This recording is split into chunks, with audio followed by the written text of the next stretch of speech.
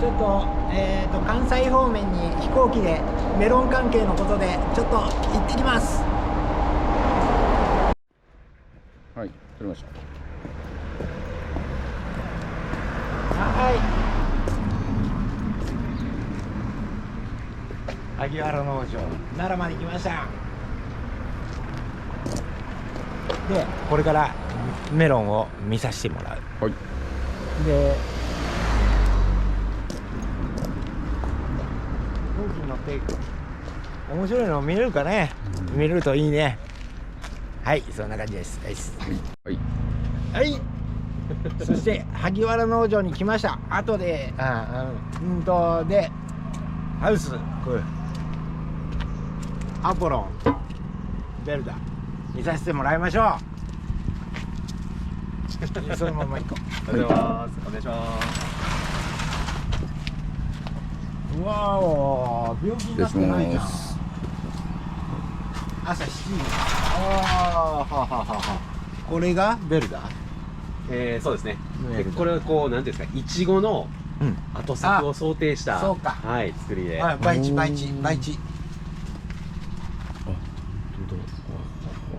これ何？ヤシバッグ？です。ヤシバッグコーヒーとというか。ヤシバッグでだから溶液で作ってるってやつだな。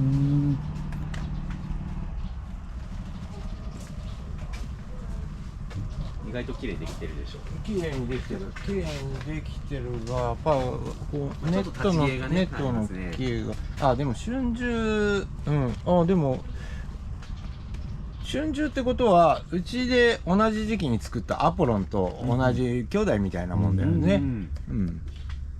で、こっちがこの、なんていうか、バックサイド。これバックだね。はい。これベルガです。一列。ベルダーで、綺麗にできてる。これも春秋ですね。やっぱり種屋さんが作るだけあって予防もしっかりして、虫もいないね。でこれさ、バッグで作って内容的にはどうなる？十分美味しいですよ。細かいこと言ったらやっぱりなんていうんですかね、私の感想ですけどミネラル分がちょっと違うなとは思いますけど、食べ比べなければ特にとは思います。味の濃さ的には十分です。でそっちは下に防痕透水シートをかましてあります。じゃあ隔離されてるってことですね。はい。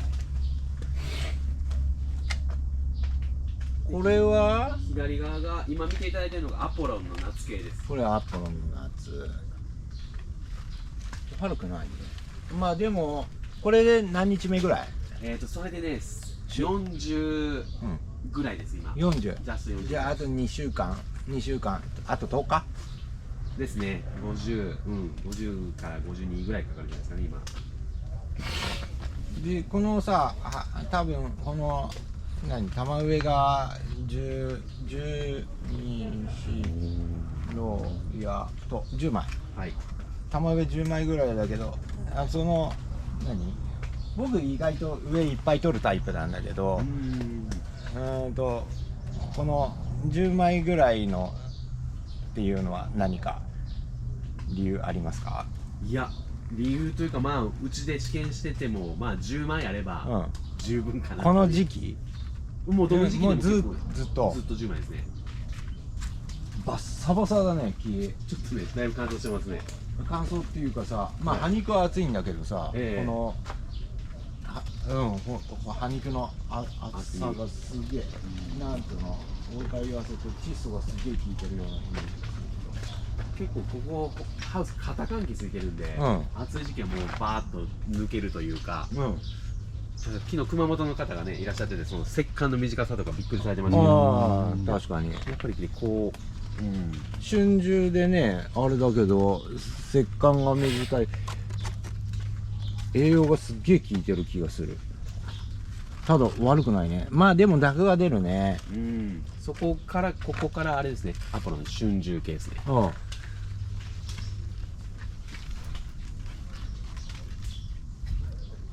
やっぱり窒素効いてんだよ。こう効いてるし。やっぱアポロの春秋、うちのもそうだけど、これも40日ぐらいていうこともう日数ははい一緒だもんね。はいで玉伸び的には多分うちが今作ってるアポロンの春秋のやつとそんなに変わりはない。ただやっぱりネットのこのなんつうの広がりというか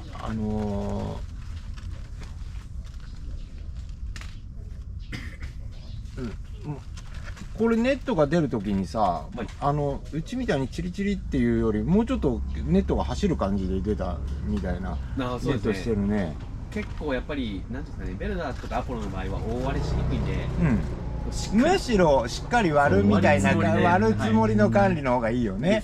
それを分かった。作ってみて分かったんだけど、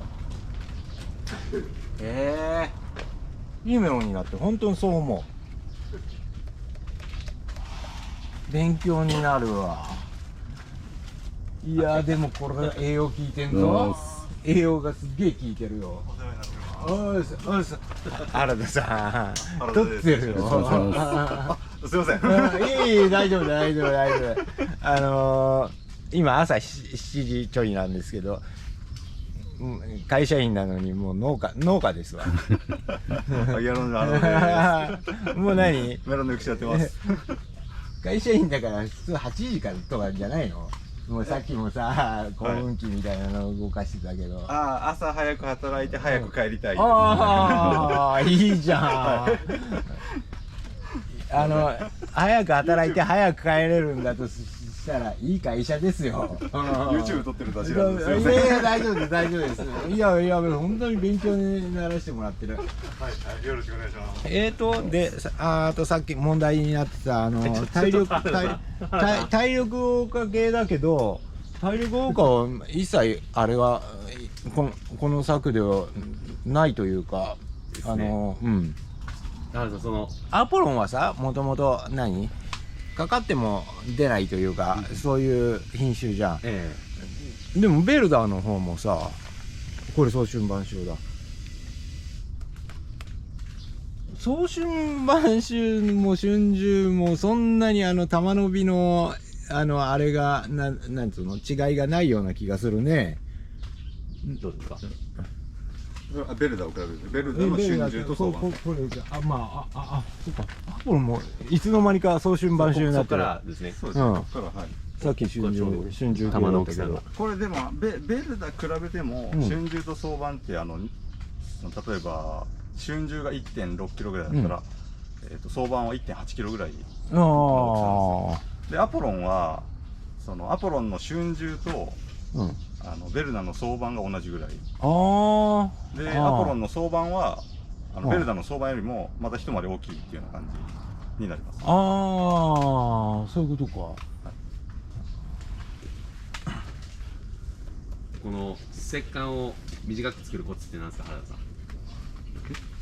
いやこれはですね、いつもはこんな短くないんですけど、今年条件がすごい乾燥条件みたいな感じでですね、で一応ベルダの木は、抑制されて石棺も短くなりやすくて、葉っぱも小さくなりやすいんで、一応それを伸ばすように大きくするように管理したんですけど、今回はちょっと狙ってないんですよ。今回はたまたま高温乾燥条件下で、若干水が足りてないような状況になったんですかね。それで、水が足りてない状況だとベルダー結構石棺詰まったりとか葉っぱ小さくなるので、高温とかっていうと逆に徒長しやすいような気がするけどね。そうなんですよ。そうなんですけど今年はそのベルダーの特性と合わさって、やっぱ水が高温ってことは結構やっぱ水吸う条件になるじゃないですか。なんで土壌水分が少なくなって、ベルダーにとっては水が足りなかったっていうような状況だったのかなと思います。その割にはいいメロンになってるし、でしかも葉っぱも広がりがあるなっては思うね。で葉肉もついてるからさ、窒素成分というかさ、N がすげえ効いてるような感じのイメージを受けるけどね。ちょっとね交配後、25日から30日ぐらいの時点で、下葉からちょっと黄色くなってきたんで、うん若干薄い液肥をやったんですよね。であーまあその下から黄色くなってるのがちょっとマシになったっていうのはあります。はあはあはあはあはあ。農家じゃん。農家じゃん。いやまあそんな種屋だから相当あれなんだろうけど、こういう木ってさなかなか作ろうと思っても作れないんだよね。やっぱり葉肉が厚いっつうのはすげえ大事で、まあ広がりもそうなんだけど、広がりよりやっぱりこの厚さがすげえ欲しいというか、やっぱ葉っぱが厚くなった方がメロンもうまくなる。ただやっぱりそのやつが効きすぎるとやっぱりこう濁出てくるから、まだそういうところも見てなんか N がすげえ効いてんなみたいなイメージ。例えば僕のアポロンのほら栽培日記つけてる時も濁が出てきて窒素効かせすぎたかなみたいな話してたじゃん、いやでもさそれでも優秀だよこれは。あれはメロンはでこっちもう周到も一緒にやってんだ。でもこれやっぱり周到になるとすげえ伸びがあれだけど、周到でもこれだけ奈良ってさ夏涼しいの？いやそんなことないですそんなことはない。暑かったよね。暑かったのにこの出来ができれば、これ防根透水シートしてるからもう地べたに見えるけど一応隔離されてるみたいなメロンだから、こっちが、アポロの春秋で、こっちが周到で、こっちがベルダの周到だから。それ大丈夫ですか？ありがとうございます。ありがとうございます。逆にさこの時期に周到やろうと思わねえけど、周到やってもこうやってそれなりにの大きさでできるのは偉いね。偉いというか、こうやって並べてさ作った時にすげえ気使ってんだなっていうのが分かるよな。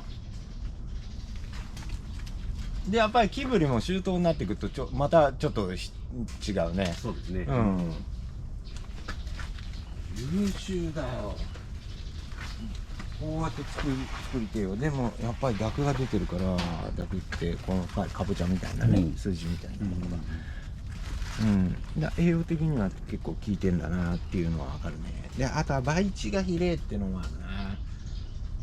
でこれだけの木を見せられると僕も餅と肥料をおごってやろうかなというか、20メーターであと2、35号ぐらい、例えば1キロ1回いかないかぐらい増やそうかなっていうのも思うな。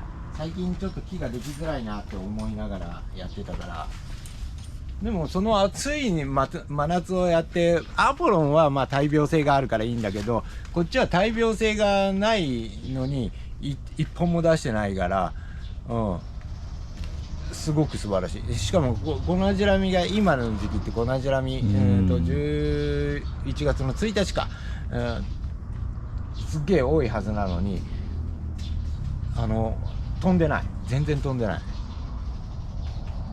すごく気使ってんだと思う。森さんあと一応ね5分ぐらいです。わかりました。じゃあ行きましょう。そんな感じで萩原農場見せていただきました。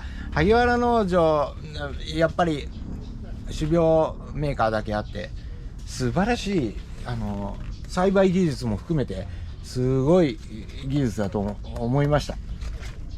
奈良まで来た甲斐があった。楽しかったです。それでは。